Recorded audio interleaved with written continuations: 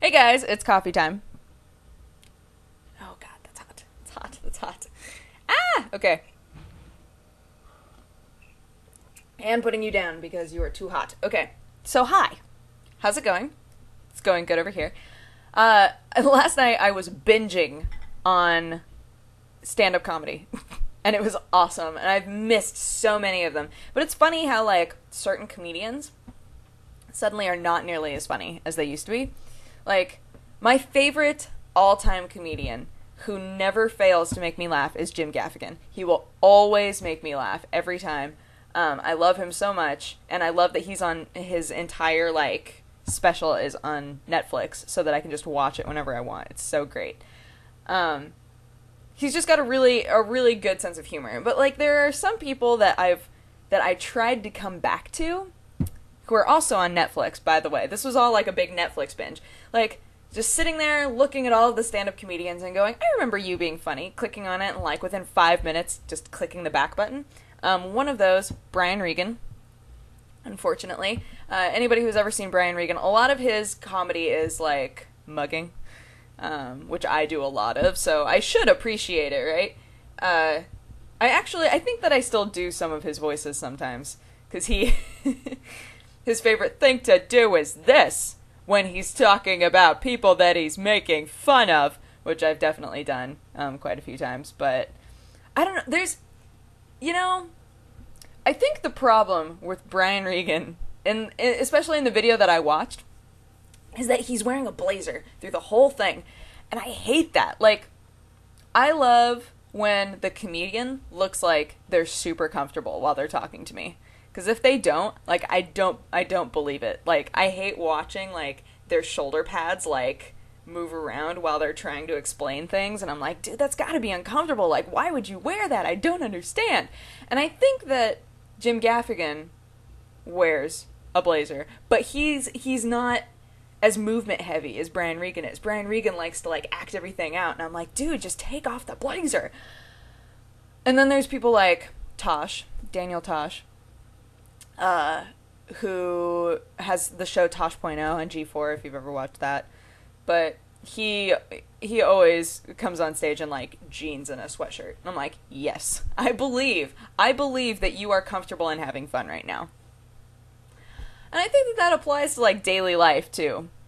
Like, when you see somebody who, like, at the store, if somebody at the store is trying to sell you something, but they're in the hairnet, and they have, like, the giant oversized plastic gloves on, and they're like, would you like to try some granola? It's really good. It's made without preservatives, and it's fantastic. Nope. I don't believe you. I don't trust you, because you're trying to sound like you're having a great time, and I don't think you are. I think that you're uncomfortable. I don't know. Maybe that's one of the reasons why I make such an effort to, like, be overly comfortable in my life. I want to present myself as I am. Is she comfortable? Well, she looks comfortable. So she probably is. Another comedian, Dane Cook, went downhill, man. He went so downhill.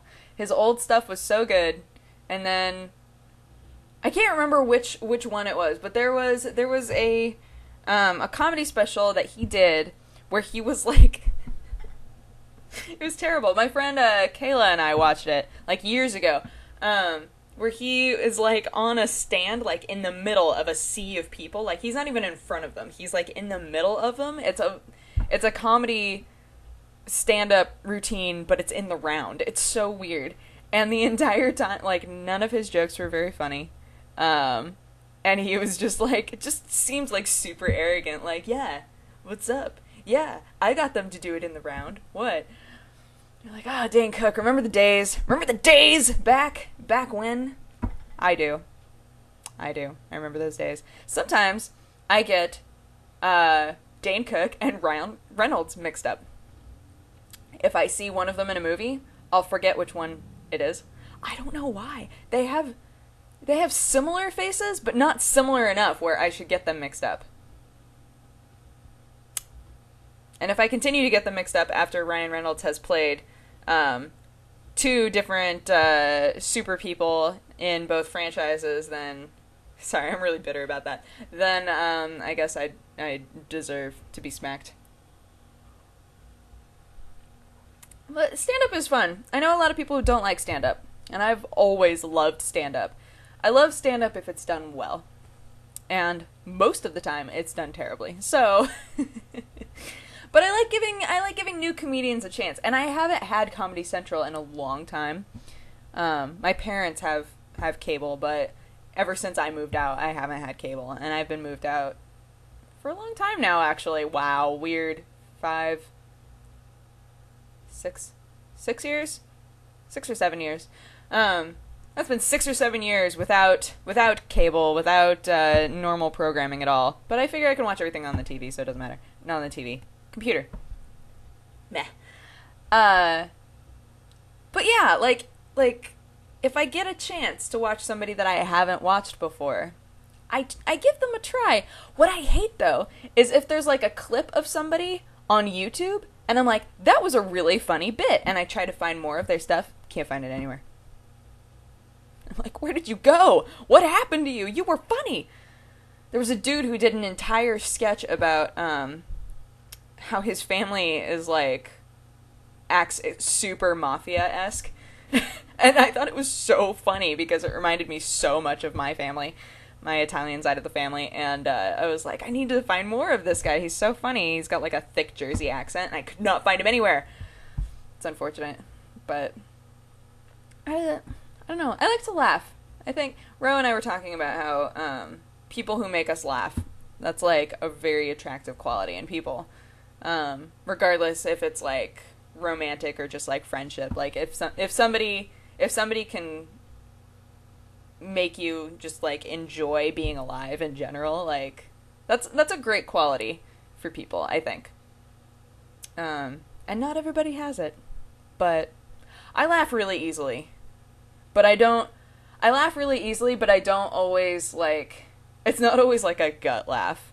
Like, I find humor in things extremely easily, but it takes a lot for me to be like, that was really funny. Like, you know, the type of laughter where you just kind of, like, sit there shaking for a minute, and you're like, hold on, just give me a second, and everybody's like, it wasn't that funny, and you're like, no, I know, I don't understand why I'm still laughing. Yes, I'm typically that kid, but comedians. Is there anybody else? Jimmy Gaffigan will always be my favorite. For those of you who have never watched Jim Gaffigan, you should. He does a huge sketch on Hot Pockets that I showed Husky, and he was dying. Like, he hurt. He was laughing so hard. He's the stand-up guy who has, like, I think he was the first to have an audience voice. Like, he does this when he's talking from the audience's perspective. It's so funny. Sometimes it goes on for way too long, and you're like, what are you doing? But then it always rounds off in the perfect way. It's just so great. And he's so pale. Oh, God. He's so pale. Makes me feel like I'm tan. But yes. That's been me lately. Because when I do stuff, like when I'm trying to organize things, I either like to have something funny on or classical music. Prokofiev specifically is a favorite of mine to listen to while I'm working. If you've never listened to Prokofiev, you should. It's a Dance of the Nights. Prokofiev, Dance of the Nights, you should totally listen to, because it's such a crazy aggressive song. I love it. Just makes you feel like you should be like marching around punching old ladies. It's awesome. It's a great song. It's a great song. I think it's from Romeo and Juliet, the ballet, but I'm not sure. Not positive. Cannot remember. But yes. So we're gonna go get my loft bed, and it's gonna be awesome. And otherwise, I will talk to you guys again tomorrow. So I hope you guys have a good day. All right. Bye-bye.